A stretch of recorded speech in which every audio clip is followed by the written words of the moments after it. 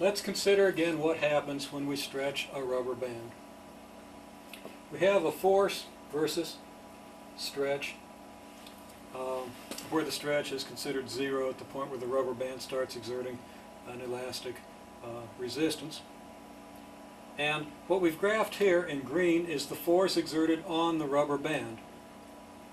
So as we stretch the rubber band in the positive direction, we have to exert a positive force on that rubber band. That is, for stretching it this way, we better exert a force in this direction. The force exerted by the rubber band is the negative of the force exerted on the rubber band. That is, the reason we've got to exert a force on the rubber band is because the rubber band is exerting an opposite force, an equal and opposite force. So that if this is an F equals kx force, a force proportional to displacement, then we have an F equals negative kx force here.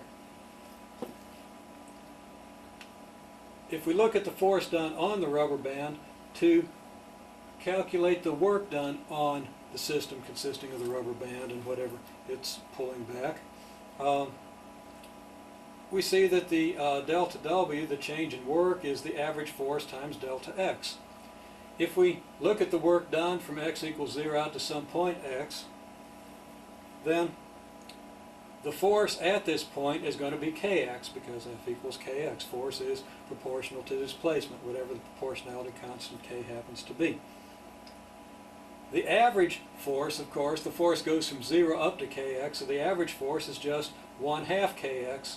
And that, of course, occurs at position 1/2 x, which doesn't have any other significance here, the 1/2 x. But the 1/2 kx does, because that's the average force that we multiply by the distance that we pull it back. We pull it back the full distance x.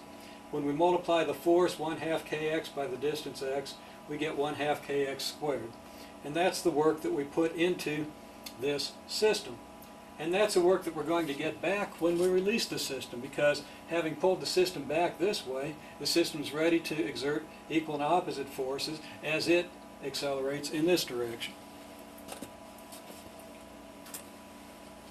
Now we have the principle that the change in kinetic energy plus a change in potential energy is zero if no external work is done. That is, there's external work being done as we pull this thing back. Once we release it, if the potential energy decreases, the kinetic energy will increase, provided there's no external work by friction or anything. Let's see how that works. Okay? Our delta W, the work we put into the system, gives us our change in potential energy, 1/2 kx squared, as we've just seen. By stretching, we do work on the system, and we get potential energy. Then we release the system, the potential energy goes into kinetic, 1/2 mv squared upon release. If we stretch from x equals 0 and release from rest with no dissipation of energy, then